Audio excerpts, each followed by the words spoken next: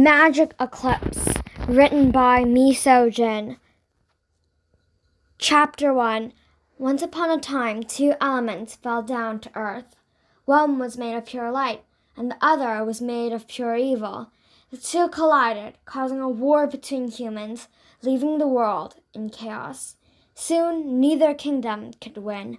The wizards decided they needed to steal the ancient powers away. Blah, blah, blah. This book is ridiculous. There's no such thing as magic. Come on, Sungha, give it a try, said Jane. It gets better as it goes on. It's about a fantasy world. People who keep fighting, said Sungha, pushing the book away like a little kid who would push away broccoli. And magic. You don't like them? How can you not like it? Magic is wonderful.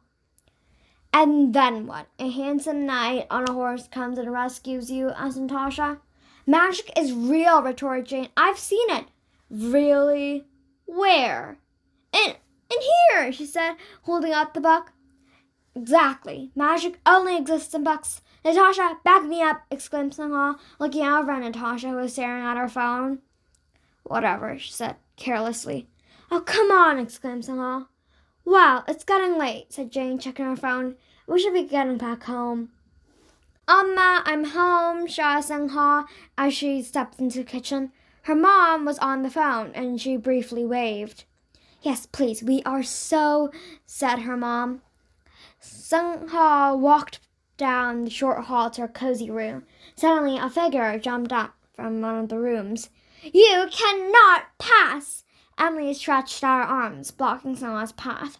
She loved fantasy movies almost the same way as Jane. She especially loved Lord of the Rings, though she'd only watched it a few months ago. Sure, said Sungha, half annoyed and half amused. I am a servant of the secret fire, wielder of the flame of Anna. You cannot pass this arc fire. Well, she paused. You don't remember the next line, do you? Asked her older sister. No, she said sheepishly.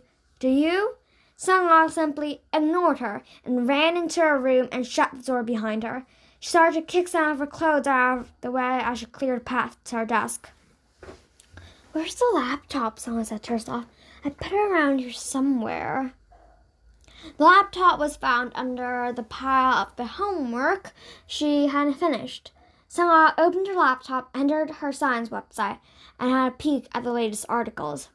Sungha, dinner, said Emily.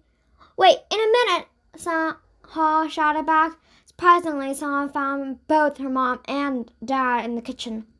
What are you doing at home? She asked her dad.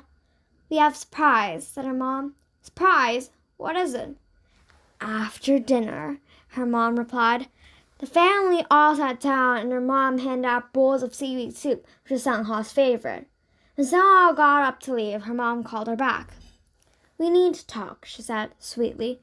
Sungha sat down, grumbling. Emily was sitting on Dad's lap, chatting with him. We need to tell you something, said Mom. Well, what is it? Asked Emily, leaning forward. We are, she paused dramatically, moving, shouted Mom and Dad together. What? Asked Sungha while Emily cheered at the top of her lungs. Why? It's because of your high school, honey, said Dad. Why? What's wrong with the high schools here? Asked Sungha, crossing her arms. You need a better education, said Mom, not catching the frustration in her voice. We're moving to New York to give you the best education the state can offer. But I don't want to. No buts, said her dad, frowning. Sungha couldn't take it. She didn't want to move. She had friends here. She liked it here. She liked the library, the school, Natasha, and Jane. Mom, I don't want to move, said Sungha, this time more firmly. I like it here. Sungha, why are you being so difficult? Asked Mom. I'm not. It's just you who doesn't want to listen to me. I have friends here. Well, you can make new friends. They're not the same friends, and I don't even know how to make new ones. You can learn, said her mom, surprisingly calm, unlike her daughter. I can't! You can and you will, young lady, said Dad, and control your temper. You know what? Said Sungha in a low, dangerous voice. I'm not moving, and you can't make me.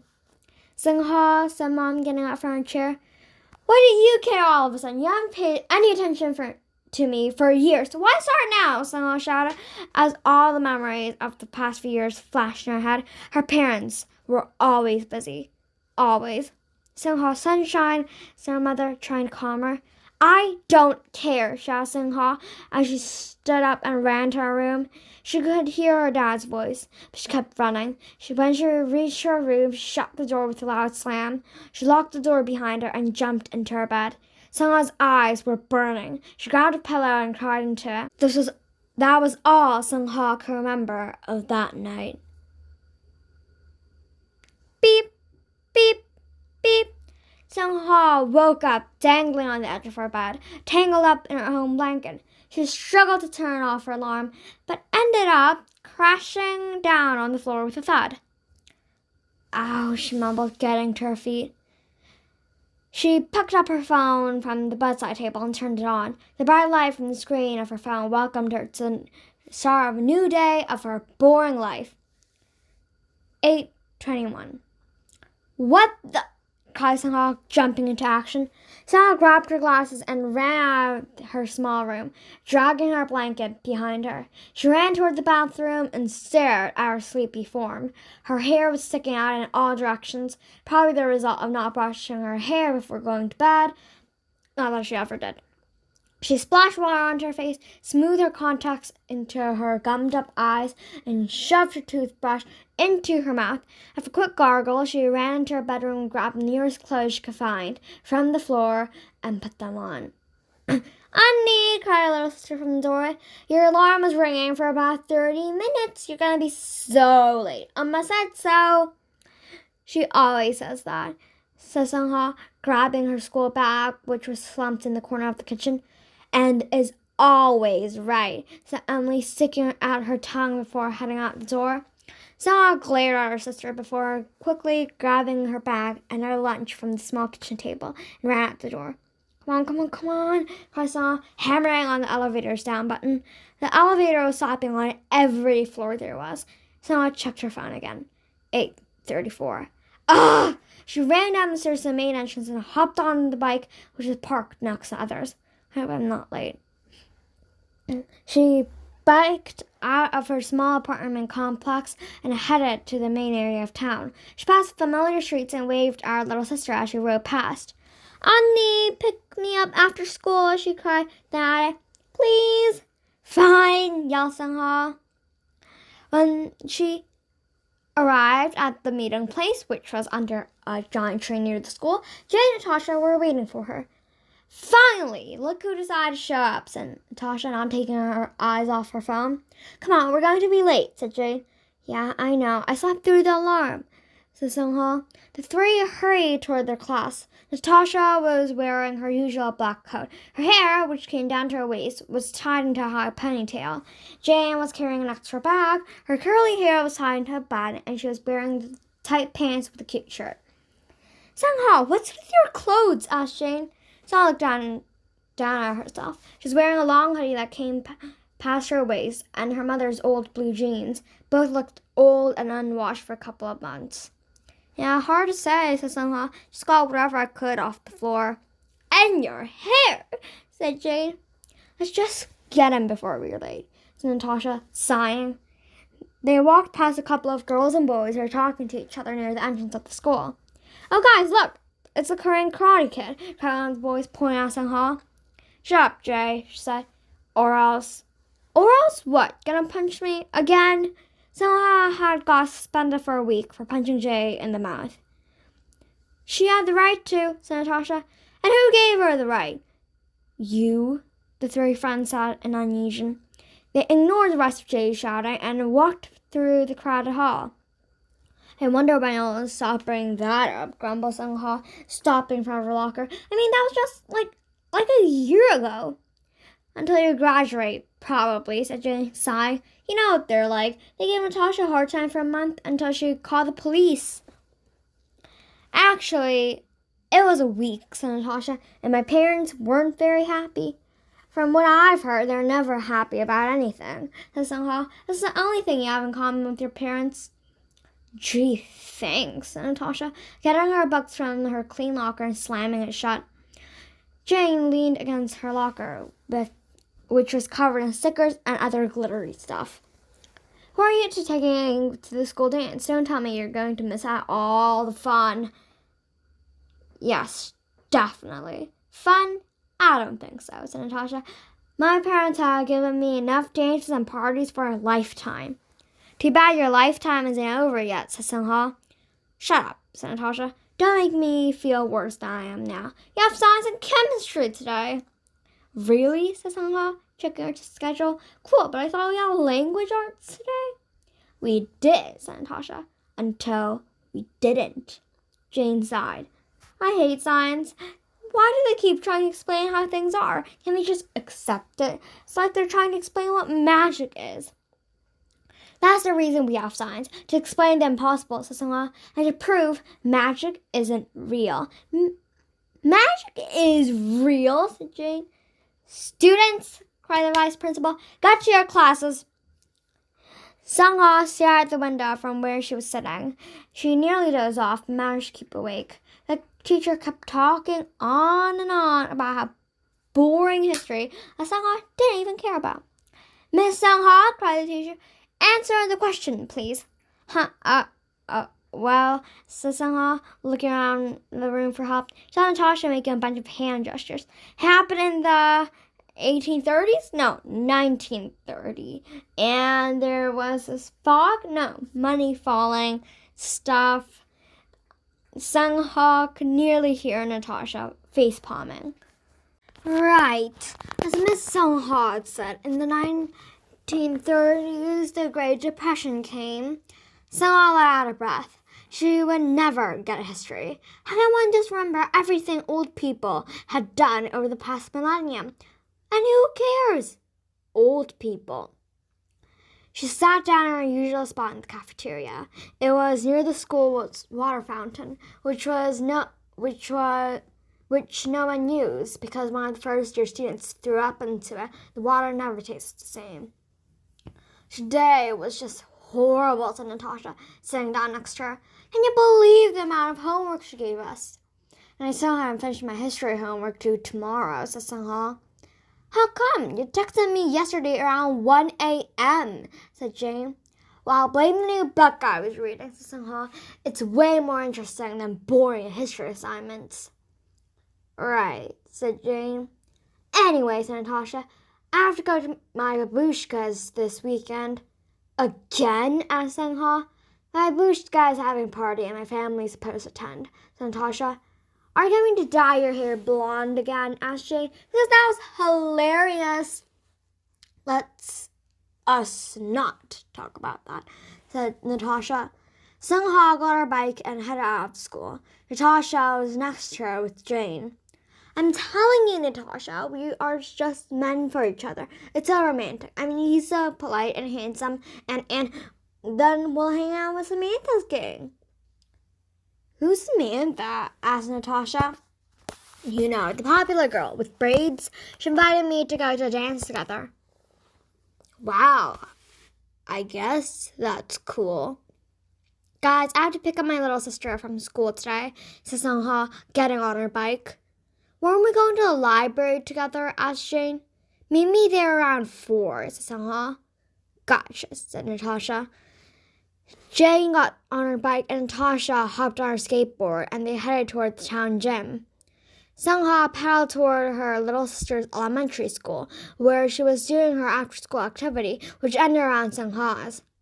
Annie, you're here, his sister cried, running toward her. I thought you ran away again. Hey, in my defense, that was only one time, said Sungha. Still, said Emily. Sungha hoisted her sister onto the small extra space behind her. Hold on, she said, and started down the road to their apartment. When they arrived, Sungha tossed the bag into a corner and rushed to the bathroom. Annie, I'm hungry, cried Emily, who was standing in the kitchen. There's some toast in the fridge, she shouted back. She looked in the mirror and carefully removed the lenses from her eyes. She never went to school without them. Looking like a nerd didn't help her days at school. She grabbed her square glass from the bathroom shelf. I'm going to the library, so stay. Here, you know what I mean, said Sungha, grabbing her phone and side bag. Her sister glared at her glumly. Seriously? You were there yesterday. And you go to school every day, said Sung-ha, shrugging. Same thing. Bah, said her sister. Sung-ha could see her friends racing toward her at the library. Had a nice time, she asked, as the two of them panted when they reached her. She held up her hand as Jane raced over and did a high five. I beat Nat, third time this year, said Jane.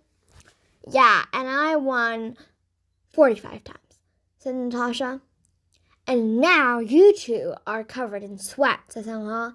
When they entered the library, Erin greeted them with a big smile. Nice to see you again, she said. She has silver hair with part of her hair green. She moved there over a year ago and has worked in the library since then.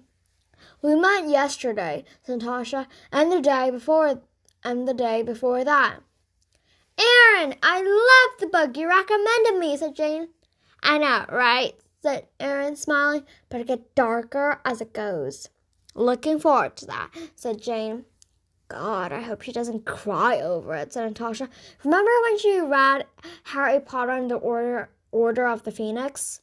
Don't remind me, said Sung-ha. It's crying over that for hours. The three girls walked past the shelves of books. The public library was huge, and when the girls were younger, they promised that they were going to read all of them before they went to college. I can't believe that we're almost finished reading everything here, said Sung-ha, reaching on her hand and touching the book covers. Well, besides fantasy books.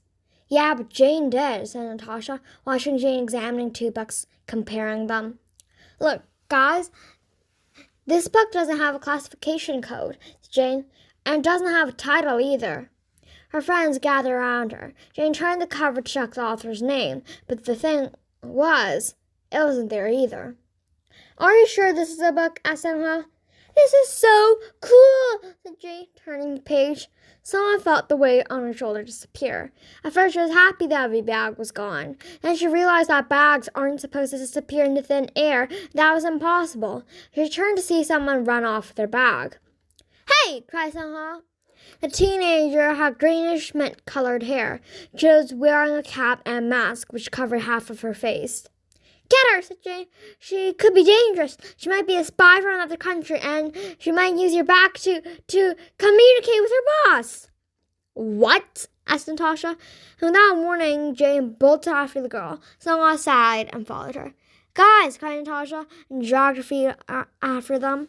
They rounded the shelves and ran through a door at the far end of the library. Stop right there, cried Jane.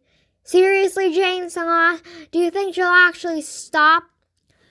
But, surprisingly, the girl stopped and glanced back at the other two girls. Well, she did stop, cried Jane. The thief smiled and started fading away. She stared at Sung-ha, and she could see her beautiful purple eyes. She winked at her and pointed at the mystery book in Jane's hand, and she was gone. What? Said Sung-ha. What is it? Asked Natasha, who had just arrived. The girl, she disappeared into thin air, shouted Jane. Yeah, right, said Natasha. Does anyone know where we are? This place must be the storage area, said Jane. People say that this place is haunted. Well, if you say this place is haunted, everyone's haunted. What should we do now? Asked Sung-ha, looking around. I don't know, said Natasha. Should we have fallen down a rabbit hole by now? Or, I don't know, met a talking cat? While our friends bickered on what to do next, Sung-ha opened the first page in the old book. It said, Read me, in beautiful letters. Sung-ha rolled her eyes, thinking of a familiar instruction book in a book she'd read. She turned to the next page, and slowly letters began to form. Guys, look, she cried, nearly dropping the book. In a land where everything is possible, there was a battle that turned the people against each other. A sign on the moon divided the power, and the one who wields it shall be invincible. An enemy roams within, who is trying to reverse fate. Sung-ha huffed. Was this person joking? Natasha must have felt the same thing, for she scowled as she finished the sentence. Do you know why people write poems? Asked Jane excitedly. To bore us to death? Asked Sung-ha. All they talk about are love and boring stories. No, said Jane, clapping her arms madly. To send people on a quest. Natasha and Sung-ha exchanged looks. A quest? Seriously? Sung-ha asked. Jane, that's the wackiest thing you've said all day, said Natasha. Come on, guys, it's not like that, said Jane. This is gonna be fun. No, said Natasha. This is so strange, said Sung-ha, staring at the book. It's magic, whispered Jane. Don't touch it, said Natasha. It might be dangerous.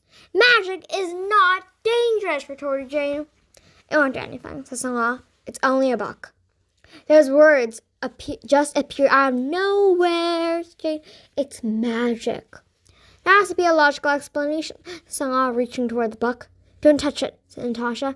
Sung-ha ignored her and then turned the page again. See, she said triumphantly, nothing happened.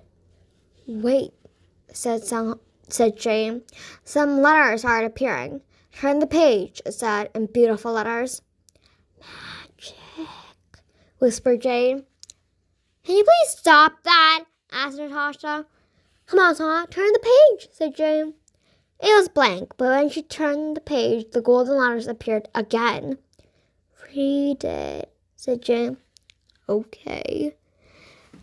Only the one that is worthy shall cast a spell and shred the spell. Not interested. What? Asked Jane, overexcited. What is it? Go to the land of Evermore and save the kingdoms. Save the kingdoms? Asked Natasha. Spell? What spell? Asked Sung-ha. Magic! Cried Jane. Jane, the other girls groaned. Let's see what kind of spell that is, said Jane. I have no idea how to read this, Sung-ha said. Of Oceanopes in that? Cried Jane. Oceanopes in via, said Natasha. How did you read that? Asked Jane. Simple, said Natasha, shrugging.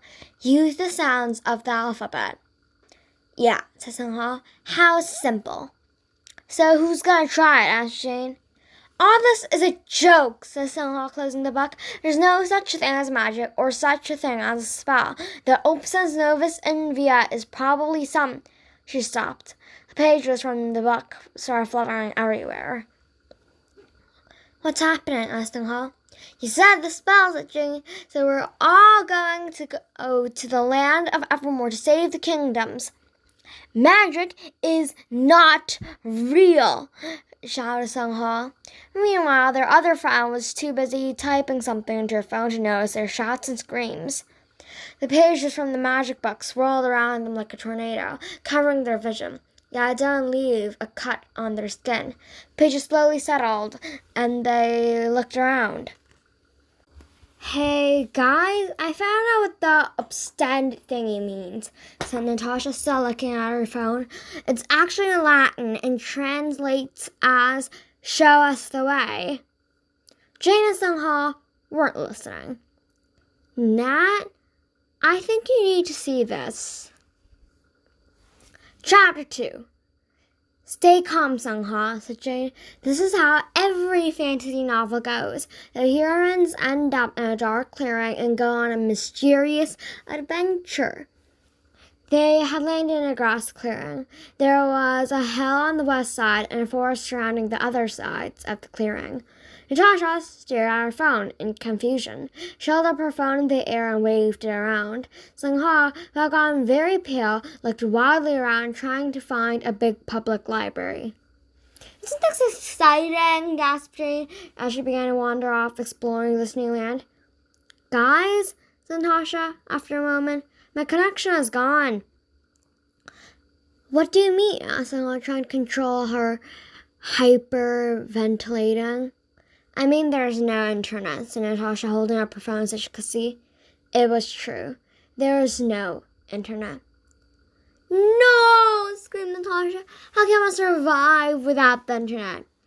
Jane kept giving little squeals of delight while Natasha hugged her smartphone like a newborn baby. Okay, still grasping for air. Let's try to stay calm. How can we stay calm, asked Natasha? We're now in the middle of who knows where without the internet. We can't find our way back home, and I got a horrible feeling that this ain't even America. Guys, let's think more positively, said Jane, smiling. We're on an adventure. An adventure? Asked Sung-ha. Yes, and the first step is, she paused, is getting out of this place, she said, gesturing to the clearing. Duh, said Sung-ha. I know, said Jane, pointing at the book. That will help. The book had restored its pages somehow, and it was floating behind Sung-ha. Seriously, Jane, that book led us here, said Natasha. I know, so help us out, said Jane. Sung-ha, you should read. Why me? Asked Sung-ha, turning around and facing the book. I can hardly read it. It shows a reaction to you, said Jane. You are the worthy one. What? That doesn't make sense, she said. I don't even believe in magic. We can't, said Natasha, getting up. Jane is an expert on the subject, and I'm good at reading, or at least better than you guys, no offense. A lot taken, said Sung-ha, opening the book. Though I still think there's no such thing as magic. I guess I'll give it a try. Good, said Jane, her brown eyes twinkling. Sung-ha turned to the third page and started reading. You have arrived in the land of Evermore. The land of Evermore, said Jane breathlessly. So it is real. Sung-ha shook her head. It can't be. Continued reading, said Natasha, elbowing her. Follow the glow of the sun to find the kingdom of Austria, Sung continued. The glow of the sun, asked Natasha. How? The glow of the sun, Sung said, thinking.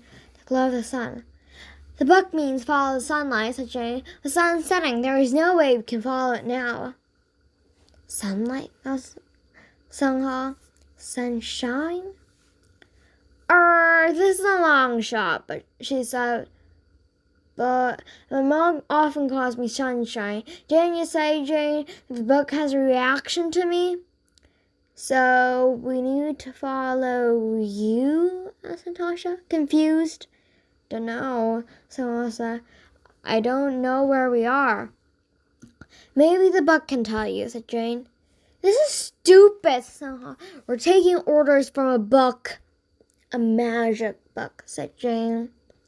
Jane, please, Sung-ha groaned. Natasha shocked as Sung-ha flipped through the book. The glow of the sun is close, Sung-ha read. We already know that, you stupid book. Just read, said Jane. It will tell you the answer. Fine. But instead of letters, there was a fine golden necklace. It resembled a clam with a pearl inside. It's so pretty, squealed Jane. What is it? Asked Sung-ha, picking up the necklace and examining it in the last rays of sunlight. There has to be a reason the book gave you this, said Natasha. We have to use it, said Jane, looking at the necklace. How? Sung-ha whispered. Hey, maybe you can wear it, said Jane. I mean, the book thinks you're sunshine, so it might work. Sung-ha shrugged and did what Jane told her. Jane, nothing's happening, she moaned. Jane looked puzzled. Maybe you have to be in the sunlight. As soon as she said the light, the necklace started glowing. What's happening? She asked, very frightened. It's working, I think, cried Jane. Sung-ha watched the necklace glowing in the sunlight. It felt weird, as if it was calling her, as if it had been waiting to meet her. Look! Screamed Natasha, waking up from her thoughts. She gasped as a little fireball appeared 10 feet away from them. It's rather small. I wonder if it'll lead us home, said Sung-ha. And it's floating in mid-air, said Natasha. Guys, you're missing the important fact, cried Jane, dancing around. We have found our way to the kingdom of Austria. Are you sure we can trust that? Asked Sung-ha, pointing at the fire. Sure, as if we have anything else to do, said Jane, grabbing her bag. Let's go! Sure, Sung-ha mumbled, getting her back. They all started walking. They reached the fireball and started moving away again. I think it wants to follow it, said Jane. So we just have to follow it to Austria. I wonder what kind of fire that is, Sung-ha gazing into it. Come on, said Jane, grabbing Sung-ha's and Natasha's hands. Let's go! They followed the flame through the forest. Guys, look, a shining flower, said Jane, hopping up and down. I wonder if it's magical. Sangha stared at the shining flower. I don't think so. After a few seconds, Jane spotted a new useless magical plant to get excited again. Look, the flower is bigger than my head. Natasha, who was staring at her in dismay, ignored her. Is that a fairy? Squealed Jane. No, Jane. It's probably just a bug, said Sangha. Oh my god, I think it was a real live fairy. Jane dashed after as it flew away. Sangha had to keep calling out to Jane every 5 minutes not to go running off, as if she was a mother telling off her 3-year-old child. When the three walked up one hill, the view was magnificent. The sun was setting, so they could see the moon rising. There was a village just below the hill. The villagers were finished their day's work and returning to their houses. Well, said Natasha, looking up, we should stop there for the night. It's getting dark. I'm not sleeping outside in this creepy place. Sangha looked up. The sun had set and the moon had risen in the sky, giving the whole place a misty glow. Maybe someone in the village can tell us where we are, wherever here is, Sangha, walking down the hill. While they walked, they noticed something strange. Why is everyone avoiding us? Asked Natasha. I don't know, Sangha said, shrugging. Maybe because we're out of town? Could be, said Jane, looking around. Or it could be because of what we're wearing. Why, said Natasha, looking at her clothes. Our clothes look completely fine. Not to them, Sangha pointed out. To them, we're kind of wearing bikinis to a wedding. Okay, said Natasha. That makes sense. Then a young woman came up to the girls. Hello? Greetings, travelers, she said. She had green eyes and red hair. My name is Aura. Greetings? Seriously? Said Natasha.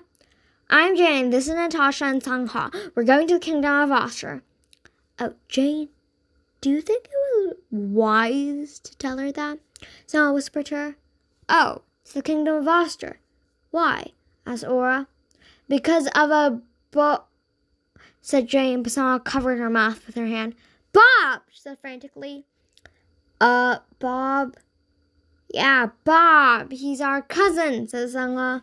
Yes, said Natasha awkwardly. He is our cousin who lives in the Kingdom of Oster, whispered Jane. Kingdom of Rooster, said Sangha. They all looked at Aura innocently. Okay, first of all, you three are terrible at lying, said Aura, smirking. We know, said the three of them. And second, I am not going to harm you, she said, putting a hand on Sangha's shoulder. I just want to help. Sangha stared at her for a second. Sorry, ma'am, but I don't think we can trust you just yet, she said. Well, fair enough, she said, but I do advise you not to travel at night. The moon soldiers are everywhere. Moon soldiers? Asked Jane. Who are they? They're a group of soldiers looking for a special stone. People say they are ruthless and cruel. They inspect every traveler they can find, and only some have survived. Sangha and her friends were shocked. Everyone knows who they are. Have you been living under a rock? She asked. Anyway, there is an inn at the end of this road. It's not the best place to sleep, but it's not the worst. They're really long. I have to go inside. Why are you helping us? Asked Sangha. You don't even know who we are. Hey, in times like this, you have to stick together to survive. Thanks, ma'am, the girl said. She walked off down the road. She was so nice, said Jane. Yeah, I guess, said Natasha. But I don't understand why she helped us. They walked down the road as Aura had told them. Hey, look, Jane cried, pointing to a building with a bed sign. There's the inn. Hey, guys, we don't have any money, pointed out Sangha. Don't worry, said Natasha, holding out her purse. I'll pay for it. When they entered the inn, there were only a few people. I thought taverns were supposed to be full of knights and monsters, and I kind of expected more knives, Jane said. Well, said Sangha, I guess not all taverns are like that. Let's just get ourselves a room, said Natasha, walking to the counter. A grumpy-looking man grudgingly came over. What do you want? He said in a low, bored voice. Hello, said Jane. We're just wondering if we can get a room here for the night. The innkeeper looked them over. What are three girls doing in a place like this? Oh, we're looking for a room, said Sangha, scratching her head. So go home. I don't give no rooms, no kids, he grumbled. Go back to where you're from. We're a long way from home, said Jane. And I don't think an Uber driver will come and pick us up, said Natasha.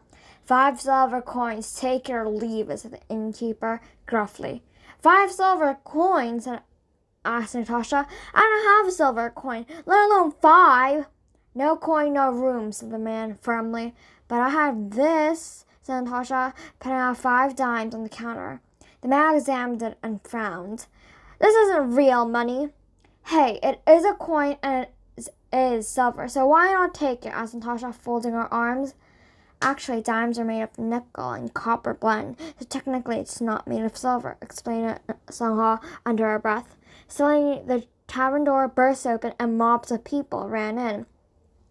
What have you done to my door? Screamed the owner of the place. That's not important, cried one of the women holding a rake. We need to get these 3 witches out of our village. Witches? Cried Jane. Where? Where? They mean us, Jane said Natasha under her breath, loud enough for Jane to hear. We're not witches, cried Stella, frowning. There are no witches. That's exactly what I wish you would say, screamed the old man. Look at their clothes, so evil, cried another woman. Check their bags, cried a boy. Hey, cried Stella as the villagers took away their stuff. This is illegal, you know. The girls frowned as the villagers searched through their stuff, but they weren't able to get Natasha's for she had already beaten up 2 boys who tried to get her things. Look, a spell book, cried one, holding up someone's science textbook. It's not magic, it's called science, which are things that are explainable in our everyday lives, cried Sangha. One of the villagers pointed at Jane. She's black. The villagers, who seemed taken aback for a second, then screamed, Look at her skin, it's black, it must be a witch. Jane looked like she could kill somebody. Hey, cried Natasha, don't call her that. It's not like you have white skin. This is the reason that brought them together in the first place. Jane was African American, Sangha was half Korean, and Natasha was half Russian. Boys often teased Jane about her being black. Every time it happens, Natasha was the first person at her side. Sangha thought for a moment. The gears in her head started whirring. Then it gave a click. That's right, we are witches. Natasha and Jane stared at her. Other villagers started screaming and came marching towards them like an army of ants. Hey, don't come any closer, said Natasha, catching on. She held up her phone. Or else. She turned on her phone and a bright light shone from it. There was a gasp from the crowd. Sangha and Jane quickly did the same. How is that possible? Screamed one woman. They captured the sun. We're doomed. Natasha smiled like the devil. She took a picture of a nearby kid. Click. It's the power of thunder. God has cursed you, cried out Jane. Natasha turned the screen towards the crowd. The kid looked at his picture on the screen. His face was pale. His soul is trapped, said one of the kids. There are witches. What should we do now? Whispered Sangha. Jane raised her voice. We won't do harm, but be warned. The people stood still. Just wait, whispered Jane to her friends. Slowly the crowd shuffled back. She spoke up again. We only demand a room. This way, the owner said. As he followed him to the counter, there was a blue cushion lying on the floor. That can't be the thing I'm thinking it is, right? Asked Sangha. It's not, is it? Natasha moved over to touch the statue. I wouldn't do that. The statue lifted its head. Dragon! Screamed Jane. What, how? The dragon looked like no other living animal Sangha had seen in her life. It had a flat head that resembled a gecko. Its scales were blue and white, and its wings were covered in feathers on the outside. It looks like a giant blue and white axolotl with wings, said Natasha. You know, like the ones in Minecraft? I guess, said Sangha. She's a pet dragon. She said she's only a baby. Jane's eyes were shining. She's so cute. I want one. No, Jane, sighed Sangha. Gee, the food here tastes healthy. Sangha said, pushing her dinner away. It's not bad for free food, grumbled Jane. That food is just vegetables, straight from the garden. Well, that's certainly true, because they didn't even seem to be washed, said Natasha, shoving a piece of carrot into her mouth. I can taste the dirt. It's fresh. Wow, I didn't know that dirt tasted like this. So nice here, isn't it? Said Jane. It is, Sangha said. If you say so. True, said Natasha, but food could be better. So you do admit the food is gross, Sangha said. Sure, said Natasha, but she dumped the rest of her food out the window when the innkeeper, Cookie, wasn't watching. When the girls finished eating, minus Natasha, who thought eating more dirt than real food wouldn't help much, Jane walked over to the curled-up dragon. She's so cute. I saw these kinds of dragons in books. So cool, said Jane. I don't think that dragon is for sale, said Natasha. But that doesn't mean I can't take her, said Jane. I know that, but wait, what? What's your name, little dragon? Said Jane, ignoring Natasha and turning back to the small, now-baked dragon. It was about the size of an average backpack. Natasha commented that it looked like a sleepy cat when it first woke up. Sangha, let me take it with us, said Jane, holding up the dragon. No. Cookie gave the girls clothes to wear during the night, saying that these were his daughters. She was about your age when she left for the capital, he told them. She was so bright, she wanted to change the world, so me and my wife had to let her go. It's been 5 years since she went away. We fear the most. Oh, we're so sorry, Sangha said. No, it's all in the past now. She wanted to fight against those. No, I won't say more. The girls walked up the stairs into one of the rooms. It wasn't as big as Natasha's grand bedroom, but it was enough for 2 bunk beds, 3 backpacks, a wooden table with a broken leg, and an old chair that had a hole in the middle. Gee, I guess hygiene is a thing here, said Natasha, brushing off a cobweb from the doorway. I want the top, cried Jane. Me too, cried Sangha. Natasha sighed as she lay down on the bottom bed. I think we might remind him of his daughter, said Sangha, when they all got comfortable in the beds. Yeah, said Jane. I wonder who the daughter is. I wish we could meet her. In the capital, Sangha asked. I doubt it. Hey, it's possible. Sure, Jane, said Natasha. Good night's sleep? Asked Jane as Sangha got up. Sure, but could have been better. Sangha stretched and walked downstairs and found Natasha waiting for the 2. Hey, sleepyheads, Natasha greeted them. They all sat down and started eating. So where are you girls headed? Asked Cookie. To the Kingdom of Austria to see our cousin Bob, Sangha lied. The Kingdom of Austria? I wouldn't go there if I were you. Why? Asked Jane. There's rumors that... He lowered his voice. The people there are crazy. They see things. What things? Asked Natasha. Ghosts, said Cookie. He went pale and started shaking. Ghosts? Asked Sangha. Ghosts, he said again. Ghosts aren't real, said Natasha. You said dragons weren't real, but, said Jane, pointing at the dragon, there she is. Fine. Ghosts are real, but what kind of ghosts? Asked Sangha. No one knows, whispered Cookie. How believable, muttered Natasha. Well, gang, Sangha said, getting up, let's go. You're cheerful today, said Jane. I don't know, Sangha said, shrugging. I like sleeping on. Okay, what's going on? Asked Natasha. Sangha is awfully cheerful today, said Jane. Oh, great, said Natasha. Hey guys, come on, Sangha said, smiling. Think about it. I'm going to go on an adventure with my best friends. I've gotten away from the problems back home, and best of all, she smiled wider.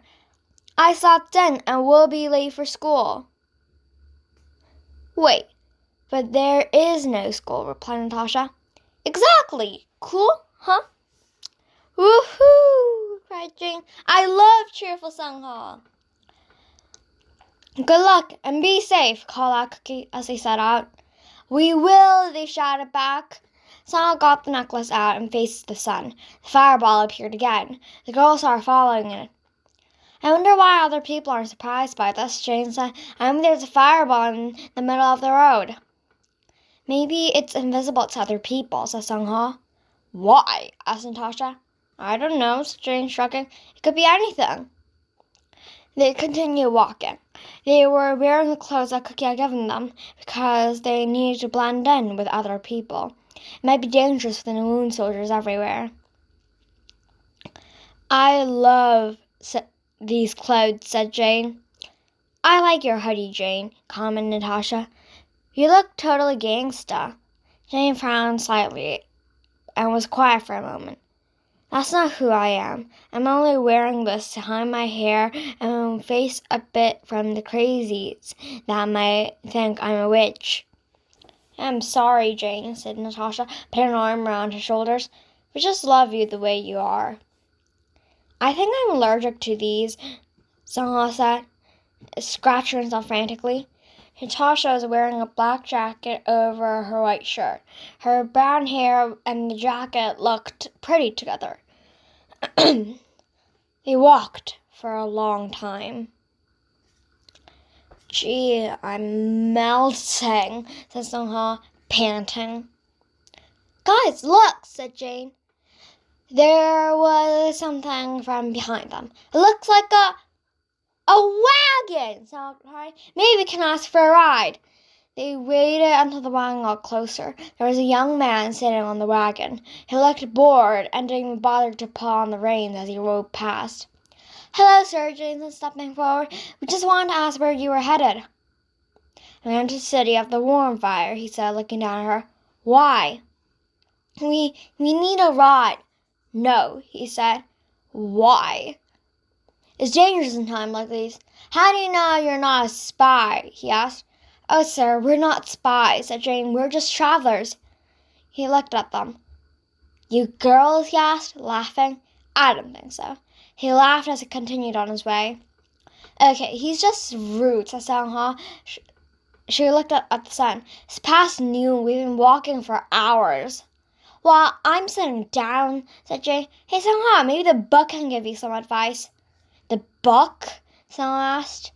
Jane and Natasha nodded. Great, she growled, opening the book. Tell us how we can get to Kingdom of Austria quickly. Jane rolled her eyes. Sung-ha, the book is not Google. Sung-ha shrugged. Who cares? To set foot on an adventure, you need transportation. She groaned. How do we do that? Magic up a horse or something? Natasha shrugged.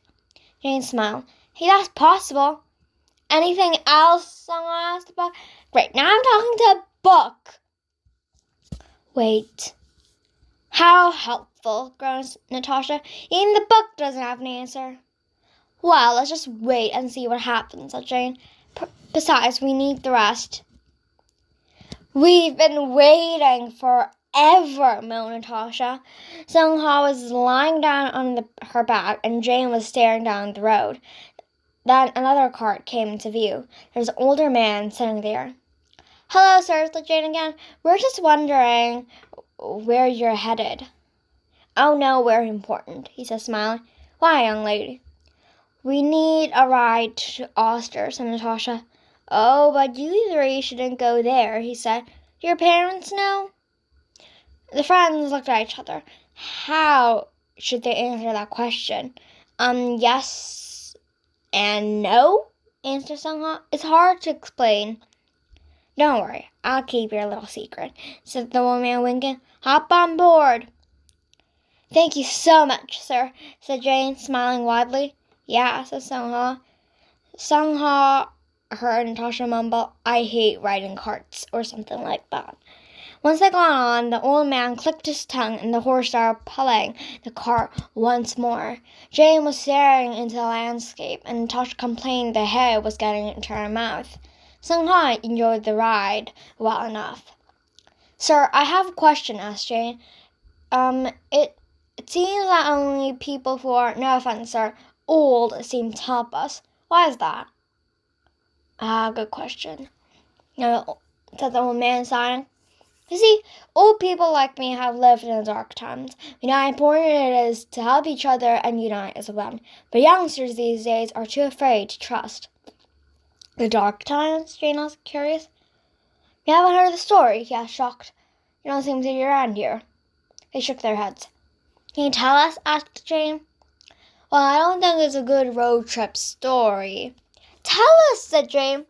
Well, said the man. Okay, young ladies, listen up. A millennium ago, that's a long time ago, said Jane, the people on the land prospered. The 5 kingdoms lived peacefully together, but it did not last forever. A powerful wizard started a war. That can't be good, said Jane. He claimed that he had the power of the moon. Sure he does, said Natasha. Powerful magic that could turn everything in its way to ashes. People were scared. They started to run from their homes. So many people died. But there was always a light in dark times. A hero, gushed Jane. A hero named Soul gathered up the people as she visited all 5 kingdoms. She gave people courage, hope, and a hero. Cool, said Jane. Together they fought, but they could not beat the power of the moon wizard. So Soul went to the temple of the sun and was gifted with the power of the sun drop. So cool, said Jane as Natasha rolled her eyes. She won the battle against the moon wizard and got the moon drop, the source of his power. She was a great hero, and after the battle she disappeared. Forever. She's dead, said Natasha. Wow, said Jane. That's the coolest story I've heard in my life. It was okay, I guess, mumbled Natasha. Is there anything more? Someone asked. Well, some say they have seen her. Seen her? Asked Jane and Natasha. The old man nodded. Sadly, people these days are just forgetting her, not believing the magic of the sun and the moon. Jane nudged Sung-ha. Sung-ha could feel a little guilt inside her. Only a little guilty, because people are not trusting each other. She still thought magic was not real. I believe it, exclaimed Jane, standing up tall. Magic is real. Magic isn't real, Sung-ha whispered under her breath. At least, not to me. Here we go again, said Natasha. The old man smiled as he looked at them. A true believer. As they went, they took in the view. It was rather empty, said Natasha. Nothing but dirt, roads, and trees. It's so lovely, said Jane. It is better than the view we saw on our road trips back home. True, someone said. At least this place does have a clear blue sky. But it did not last. The more they traveled south, the more the weather became darker. The trees soon disappeared, and a few dead branches were seen. But soon they were nothing. The sky was full of clouds, and they could hear crows cawing. The air smelled weird. Crows, someone noted. That can't be good. Why? Asked Jane. Crows eat bodies. So that's definitely not a good sign. Covering your mouths with a cloth, said Natasha, tying a scarf over her own mouth. There is not a single person coming from this kingdom, said Sung-ha. It's kind of creepy, said Jane. The old man dropped them off at the gates of the kingdom. Be careful in there, he warned them. Nothing good came out of the kingdom of Austria. They nodded. Good luck, young ladies, he said, and he drove away. Okay, girls, said Sung-ha, let's go in. I don't think there's a welcoming sign, Sung-ha, Natasha pointed out this deserted and crumbling gate. The skulls are obviously saying, keep out. Hey, Sung-ha, how about we read the book before we go in? Asked Jane, looking both excited and scared. Why do I have to follow the book? Asked Natasha. Fine, Sung-ha said, taking out the book and opening it. Now, book, you will tell us what might happen to us in Austria, and this time I want a clear answer. Jane and Natasha smirked in amusement. The kingdom of Austria is filled with power against the sun. Power against the sun, asked Jane. Does it mean it has the power of the moon? Buck, that is not a clear answer, screamed Sang-ha, almost throwing the book to the ground. Anything else? Asked Natasha, bored. Morbus. Morbus, asked Natasha. Sounds like a deadly disease. That can't be good, said Jane. But it does explain the crows and sickness in the air, said Sang-ha. Then this place is filled with bodies? Asked Jane. I don't know, said Sang-ha, shrugging. But we have to go in there. Do we? Asked Natasha. I mean, we came this far and the book isn't giving us more answers, so yeah, we have to go in there. Really? Asked Jane. Jane, moaned Natasha, you wanted this. Into the kingdom of Austria we go, said Sang-ha firmly. Chapter 3. The girls couldn't hear anything. No talking, no laughing, nothing. The stores that lined the streets were empty. They saw a great castle in the middle of the village. It, too, seemed empty. Sang-ha looked up to see crows circling the towers. Fog loomed over the whole place like a dark curtain. I don't like this place, said Natasha, kicking a cracked wooden bowl lying on the street. You don't like any place except your room, said Jane.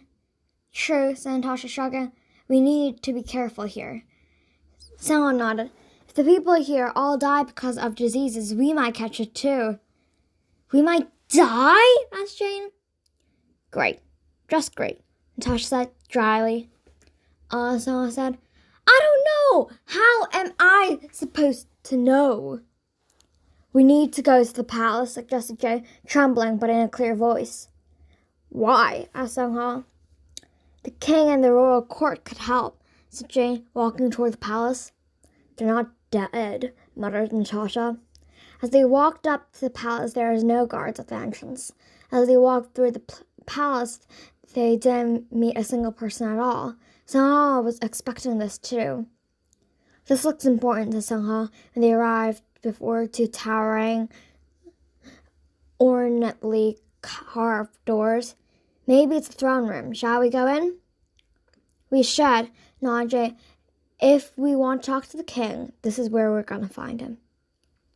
Sang-ha pushed open the door. What? Sang-ha whispered. The place was empty. Why is it empty? It shouldn't be, said Jane, looking around. It doesn't look like there have been people here for months, said Natasha, and I'm proven right. Again. Or years, said Sang-ha. The place gave her the creeps. It was like an enormous haunted house. What now? Asked Sang-ha. Maybe try the book? Asked Jane. It will probably give us another stupid answer, as if it has a mind of its own. How about we have a look around? Asked Natasha. I think I've seen enough of this place already, said Jane. We need to find out what happened here, said Sang-ha, feeling sorry for these people. We need to find a way to help them. They're already dead, said Natasha. How can we help them if they're already dead? I don't know, Sang-ha said, shrugging. Natasha shook her head. This is hopeless. When Natasha started looking around the throne room, searching for clues. Jane looked spooked, but she did her best to help Natasha. Sang-ha looked out a window. The kingdom of Austria was ruined. She was getting so curious. Why did the people abandon it? Was it a disease? When did it start? Why did the book send us here? Sang-ha asked herself. I mean, we're young, only 14, and we weren't very ready for all this. I don't understand. Why didn't the book choose someone else? Sang-ha, cried Natasha, we found another door. Where does it lead? She asked. I don't know. I can't see through doors. Come and see for yourself, retorted Natasha. Coming.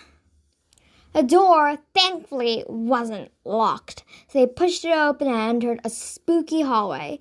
Sang-ha could see cobwebs everywhere, evidence of the castle being abandoned. It was unpleasant walking through the palace. It was dark. Their footsteps echoed through the hall. "Nice secret hallway," said Sungha. "The air smells dead," said Natasha, "like everyone else in the whole kingdom." "Spooky," said Jane, looking around. "It looks like this thing was built hundreds of years ago," said Natasha. "It's haunted," said Jane. "I'm sure of it." The sun was getting low, and with the creeping darkness making it hard to see, Natasha strongly suggested giving up. "I agree," said Sungha. "Guys, we can't give up now," said Jane. "We went through a lot to end up here." "What, disgusting vegetables?" asked Natasha. "And we traveled through dimensions, I think, and we," said Jane, trying to think of something that sounded great. "Come on, Jane, we did nothing," said Natasha. "All we did is do what that creepy book told us to do." Sound shocked. "Isn't that a lot? I mean, how many ordinary kids get to travel through time and space?" "What should we do?" asked Jane, whining like a puppy. Someone sat down on the ground. She was so exhausted. The necklace started glowing, spreading light across the hall. It was also floating. "What? Why is it doing that?" said Jane. "I don't know," Someone shot back. "At least we have a light," said Jane. "That's all you think?" she retorted. "Well, what else should I think?" asked Jane. "Gee, what's with you guys?" said Natasha. She was holding a light from 10 feet away. "Natasha, how?" asked Jane. "Use your phones, smarty pants," she called back. "Right," said Jane, taking out her phone. "And don't call me smarty pants." "Well, you are." "No, I'm not." "Yes, you are." "No, I'm not." "Stop bickering, you guys," said Sungha as she walked toward Natasha. Necklace kept glowing. "Hey, Natasha, can you answer a question for me?"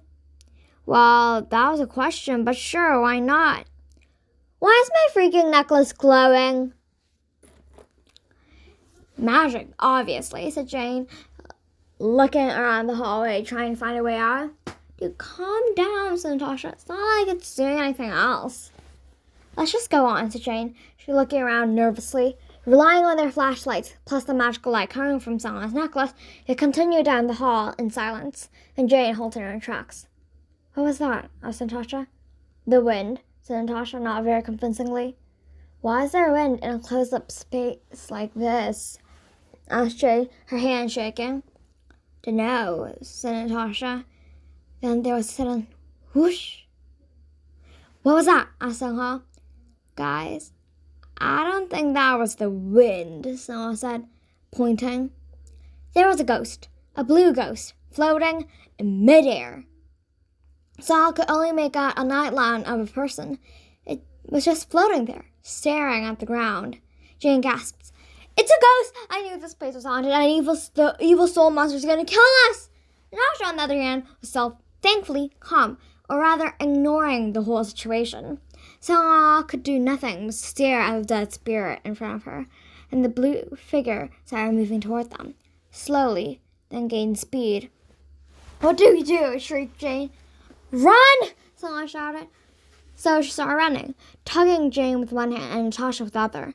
"It's going to be perfect for a new Instagram post," said Natasha, staring at her smartphone. "Instagram? Are you serious?" Sungha panted. "Ah!" Jane kept screaming in her ear. "Shut up, Jane!" shouted Natasha into Sungha's other ear. "Me, shut up! Shut up! You phone-loving meanie!" said Jane. "No, both of you! Shut up!" screamed Sungha. Then she dived behind what seemed to be like an old-fashioned table. "Where are you?" the ghost said. The girl's voice echoed through the hall. Sungha felt goosebumps on her arms. The voice was enchanting, yet it felt so creepy. She was see-through, was wearing rags, and had long loose hair and unfazed eyes. She was small and skinny. "Where are my parents? There's no one here anymore." As they stayed quiet, the voice started fading away. "Phew, I think we'll be safe," Sungha said, turning to face her friends. "Found you!" screeched the ghost, who had suddenly appeared behind her. "Ah!" Sungha and Jane screamed. "Enough screaming and more running!" shouted Natasha, jumping up. They did just that. No matter how hard they tried to escape, she always found them. What's with this girl? Someone asked. Why is it chasing us? Duh, it's ghosts, said Jane. Ghosts always haunt people. That's not very helpful, Jane, someone shouted back. Guys, shouted Natasha, it's gaining on us. Run! It's too late for that now, someone said. There was two? Asked Natasha. That explains a few things. Someone said, no, the ghosts are going to suck our souls out, and we are going to be ghosts too, screamed Jane. Can you keep those creepy facts to yourself? Asked Natasha. You know that I can't, moaned Jane, now on the verge of sobbing. Come with us. Stay, moaned the ghosts. Fat chance, commented Sungha as the ghosts moved closer. We're doomed, cried Natasha. No, I'm too pretty and too young to die, wailed Jane, and then she hugged. Oh, come on, cried Sungha. Stay here with us forever, called two ghosts together. Nah, I don't think so. I want to grow old and have a good life, somewhere that's not here, so, said Sungha, trying her best to stay calm. Get lost! Stay! The ghosts shrieked and lunged at the girls. Do not be afraid, young damsels in distress. I shall save you, cried a voice. Sungha turned to see a boy of about her age standing there. He was wearing a black hood and was carrying a sword with a black blade. He was rather skinny. Stand back, evil spirits. My soul blade will slice you like a cheese. No, wait, scratch that. I need something more attractive, he muttered, getting a reaction from all of them. The ghosts looked confused, and Sungha didn't blame them. Natasha was giving him the who the hell is he and what is he doing look, while Jane was staring in awe at him. How about paper or what is he doing? Sungha couldn't help asking Jane. He's saving us. Seriously? Asked Natasha. He looks like he can barely save his own butt. Natasha, that's not nice, said Jane. Yep, I got it, so I'll start again. Stand back, you evil spirits. My soul blade will cut you through like pieces of paper. Seriously? That's the best he got. Pieces of paper, asked Natasha. The ghosts, having confused by this new person, now creeping their way toward him. Kill him, muttered the first ghost. Yes, answered the second. Then the fight began. The ghost lunged at him. He swung his sword dramatically, but the sword seemed to be swinging him. Wow, said Jane, staring at the battle. I know, right? And he said he was the one who wanted to protect us, said Natasha. Let's just get out of here while the ghosts are distracted, Sungha said. So the girls slipped out while the ghosts stared at the flailing boy. Wait, fair maidens, allow me to escort you, he called. Fair maidens? Who's he talking to? Someone else? He's not talking to us, right? I think so, said Jane. How romantic. We don't need your help, scrawny, said Natasha, closing the door after her. That boy's an idiot. I don't know. I thought he was kind of interesting, someone pointed out. He's so handsome, said Jane. And he's a knight. So cool. Have we all forgotten we almost died 2 minutes ago? Asked Natasha. Well, I guess we did, said Sungha shrugged. I think the key word here is almost. Natasha rolled her eyes, then looked at her phone again. It's getting late, she said. We better get some rest. In a haunted castle? Asked Jane. Are you insane? No, said Natasha. I'm very much sane. Thank you. It's not like we got a choice, sighed Sungha. We can't go out thanks to those ghosts. Won't the ghosts find us? Asked Jane. Not without a weird guy fighting them, shrugged Natasha. I agree, replied Sungha. They kept on bickering about this topic for the next 30 minutes. I'm telling you, it's way too dangerous, said Jane. Please, what can two ghosts possibly do? Asked Natasha. Actually, said Jane. Guys, how about their butt was interrupted by someone or something pounding on the door? The girls all stopped and backed away from the door with caution. Let me in, shouted a voice. They're getting closer. It's the boy, Sungha cried. I guess he couldn't fight them off. But you have to let him in, said Jane, rushing to the door. Said Natasha, blocking Jane. He's nothing but trouble. He tried to help us, said Jane. But did it work? She asked in return. It did. Kinda. I think it's right to let him in, said Song. What? Asked her friends. He did help us, or at least tried to, she said. We should return the favor. Natasha grumbled but stayed quiet. You agree with me, beamed Jane. Yeah, Jane, Song said, opening the door, and the boy rushed in. Oh, thank you, he cried, hugging her. Those ghosts tried to kill me. Oh, yeah, but can you please let me go, Song asked, feeling very awkward. And shut the door. The boy quickly shut the door behind him and locked it.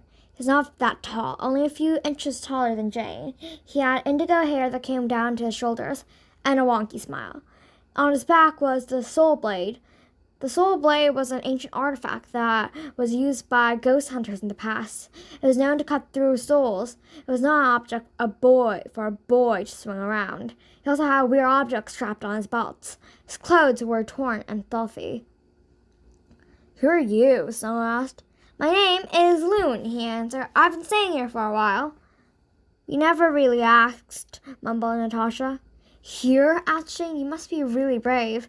Or stupid, whispered Natasha, loud enough for Sung-ha to hear, but not Loon.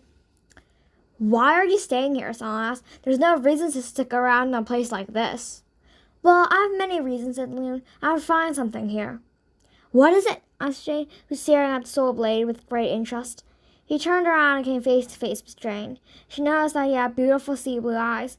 Wow, your eyes, gushed Jane, beaming. They're so pretty. Loon blinked uncontrollably for a moment. Something my master needs, said, taking a step back. I can't tell you. The master will be furious. Please, we won't tell anyone, said Jane. Nope, he said, shaking his head. So, said Natasha, circling him like a hawk, the ghosts didn't follow you. They did, but I was able to outrun them, he said proudly. So they know you're here? She asked again. I don't know. I don't think so, he said. Great, said Natasha. Just great. Now we don't even know whether the ghosts know we're here or not.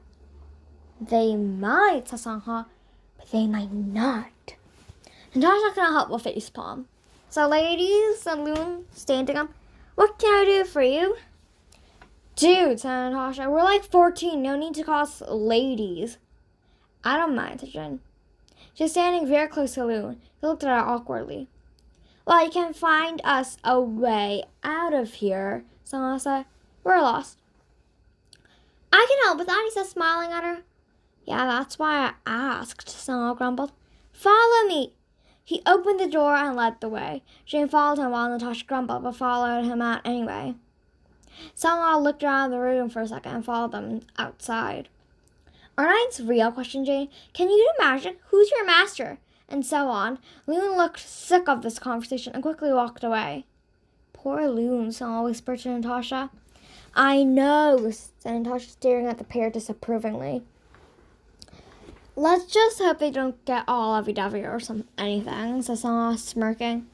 Ew, said Natasha. That's just gross. Sung-ha shrugged. Hey, are we there yet? Not really, answered Loon, looking around. Loon led them down the hallway, then up some stairs. Strange, I don't remember climbing stairs, said Sung-ha, as Loon hurried up, followed by Jane and Natasha. Then they turned left, then right, straight, left again. I have this feeling we're getting lost, Sung-ha whispered. I wonder why, whispered Natasha, glaring back at the back of the boy. Strange, said Loon, looking around. He's holding a piece of paper. The map said... Natasha looked over at the map. Hey, you're reading the map upside down? She said. Now we have no idea where we are. Just give us the map. I can't. My master gave this huge responsibility to me, he said, again, pulling the map away from her. How can holding a map be a big responsibility? Someone asked Jane. Of course it is, said Jane. Oh, who cares? Said Natasha, grabbing the map. Miss Natasha, I'm afraid I cannot do that, he said. Oh, and can you please stop with the whole medieval style of everything, Sung asked? It's getting on my nerves. Really? He asked. Give me the map, cried Natasha. No, he cried. Natasha was able to grab one end of the map as Lou grabbed the opposite end. Stop, shouted Sungha. It's going to... Oh no, cried Jane. The map is going to... No! Rip! Sungha screamed. Great job, you two. Natasha glared at Loon. It's his fault. I told him to give me the map. Sungha looked over at Loon, who was pale. Oh no, Master will be so angry at me, he cried. I hope that I don't disappoint the Master again. There, said Jane, patting him on the back like a mother comforting a child. Don't worry, we'll find a way out of here. Jane really likes him, doesn't she? Whispered Sungha. Natasha? Yep, Sungha replied, nodding. How? Asked Lou, now on the verge of tears. We can always go back to where we started, said Jane. How are we going to do that? Sungha asked. We don't even know where we are. They all fell silent for a second. I can't believe it. We're lost again, screeched Natasha. Yeah, at least it can't get any worse, said Jane. Oh, really? She asked. Sungha shrugged and slumped down against the wall. She could see the sun rising through a window. At least it's morning. The ghosts must be gone now, said Loon. We're safe. For now. That's nice to know, she said, sighing. So they all just sat there for a while, restoring their energy. Oh my God! Screamed Jane. What's wrong? Asked Loon, jumping to his feet. Natasha did too. What is it now? Sungha exclaimed. The necklace! It's glowing, shouted Jane. Sungha lifted the necklace up to examine it more closely. The golden light shone brightly. It seems brighter than last time, doesn't it? Asked Natasha. Yeah, said Jane, looking at the stone. Most of the time, these glowings have a meaning. Most of the time they do, said Loon. Cool, said Jane. Can you explain more about it then? Well, my master always says that magic all has a counterpart, like fire and water, moon and sun. Yeah, so? Asked Natasha. So when the counterparts are closer, they give some kind of reaction. So you're saying that there is a counterpart of the necklace somewhere in the castle? Sungha asked, as the necklace started floating. Lou nodded. And it looks to me like the necklace is a big source of magic. I'm no genius at magic, only learning, but I can tell your necklace is very valuable. Oh, you're a wizard? Asked Jane, her eyes sparkling. Kind of, only an apprentice. The master is one of the most powerful wizards in the land of Evermore. It's an honor to be learning from the Grand Wizard. Right, said Natasha flatly. Loon, explain, what is the necklace's counterpart? Sungha asked, getting impatient. I can only guess. I've studied magic for most of my life, and I haven't seen this kind of magic before. Maybe you can take it to his master, suggested Jane. He'll know what to do.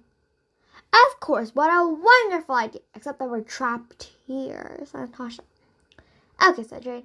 How are we going to get out of here? Well, said Loon, I might have one way, but there are some problems. What? Sungha asked. What now? Because transportation spot needs some ingredients. Some candles, herbs, and a few other things. Great. How are we going to get all of that? Asked Natasha. But I've got all the magical things we need. All we need to do is find a private room where I can work. Why do you need a private room? Asked Sungha. Well, are you sure you can do it? Sungha asked. Because I get this feeling that you might have forgotten something. Loon shrugged. It's the best we can do. So they set out to find the right place to do the charm. 25 rooms later, Loon stopped in her doorway. This is perfect. Good, because if it wasn't, started Natasha. I don't know, it doesn't look any different from the other rooms, said Sungha. Now we can start, squealed Jane. Loon started drawing a circle on the floor with a piece of white chalk. He also took out some weird ingredients from his bag. Jane kept looking over his shoulder as he worked. Natasha, what's wrong? You seem a little off today, Sungha said, trying to find the right words. Aren't I always a little off? Asked Natasha. She refused to look into her friend's eyes and kept on staring at the other two. You know what I mean, said Sung-ha, placing a hand on her shoulder. Natasha didn't like talking about her feelings. She was always the type to hide or cover it up with sarcasm. Her parents were very rich. They owned a big company, and Natasha wasn't very happy about that. She knew she would never be an ordinary kid. Her parents made her attend a private school until she couldn't bear it any longer. All the students were just like her, all rich and famous. The school felt like a prison to her. They kept trying to fit her into something she wasn't. She wanted to be normal, like her friends. It's nothing unjust, said Natasha Stein. You know how special Jane is to me. Natasha was staring at her class, quietly. The boys were running around the classroom, and most of the girls were gathered in the corner. But two girls caught her attention, one African-American girl and one with beautiful black eyes. She couldn't stop herself from staring. There were many kids like her in this stupid elementary school. Hey, said the African-American girl cheerfully. What's your name? I heard that you moved here. Where do you live? Oh, my name's Jane Vehman. This is Sang-ha. Cool, right? She's from Korea. Do you know where that is? And Jane, I think you're overwhelming her, said the girl with black hair.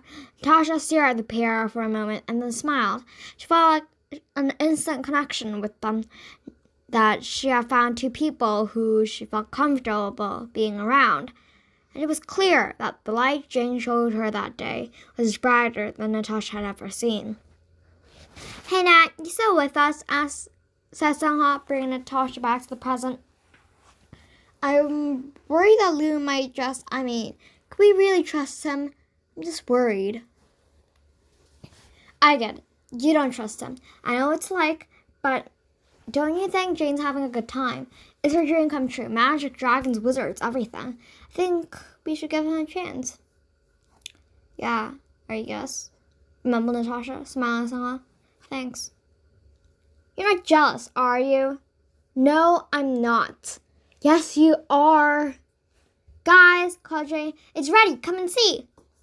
They came over. Loon had finished lighting up all the candles. I guess now we need to sing happy birthday, said Natasha, looking down. As for the last part, he pulled out a book. Books looked similar to theirs, had a leather cover and had a lot of bookmarks sticking out. Loon started flicking through the pages. When he got to the right page, he cleared his throat. Let us pass from the gray land of Evermore to beyond, he said, holding out his hands as he did so. Jane was jumping up and down so hard that Natasha was starting to worry if the floor was strong enough to hold her. Then suddenly, giant flames were dancing in the air in front of them. Is he trying to burn us alive? Asked Natasha, dragging Jane away as she tried to fan away the flames. Fools, said Sang-ha, as fire started to form a door. Almost got it, exclaimed Lou. You look more excited than Jane, if that was possible. Just when everything seemed to be perfect, the necklace started glowing. Great, thought Sang-ha. It started sucking in the magical flames and glowed brighter. Okay, can someone please explain what is happening right now? Asked Sang-ha as she floated into the air with the necklace. And by someone, I mean you, Loon.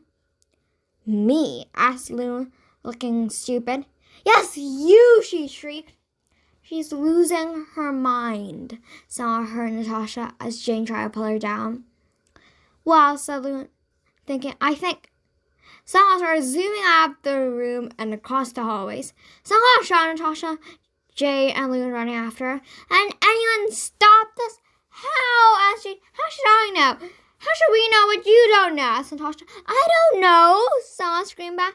I think, panted Loon, trying to keep. It's because of the counterpart of your necklace. What? Sang-ha still flying through door after door. The counterpart, shouted Loon, now panting like crazy. It needs the necklace. Why? Shouted the three of them. I don't know. I'm only learning, he whimpered. The necklace magic had led them to the darker part of the castle. Cobwebs lined the walls, and they could see loose bricks here and there. I don't like it here, whispered Jane. The necklace slowed down. Me too, said Natasha, looking up at Sang-ha. have any intentions of getting down? I sense dark magic, whispered Loon. Look, said Songhua, pointing to a drawing on the wall. It's a symbol of the moon. Cool, said Natasha. Not cool, said Jane. Remember what the old man said? Moon magic is dangerous. It is, said Loon, but my master has been searching for decades. Ha! So that's what you're searching for, exclaimed Natasha. Not the right time, Natasha, Songhua whispered. She shrugged and ignored her friend. What does your master want with the moon powers? You know they're dangerous. Sterling. Tell us, shouted Natasha. Hey, mind if you get me down, Songhua interrupted. Hang on, Songhua, said Natasha. Now, tell us, Loon, why are you searching for moon powers? For a moment, there was silence. Then, I don't even know what I'm searching for, retorted Loon. What? All I know is that it's super powerful, that I could destroy half of Evermore.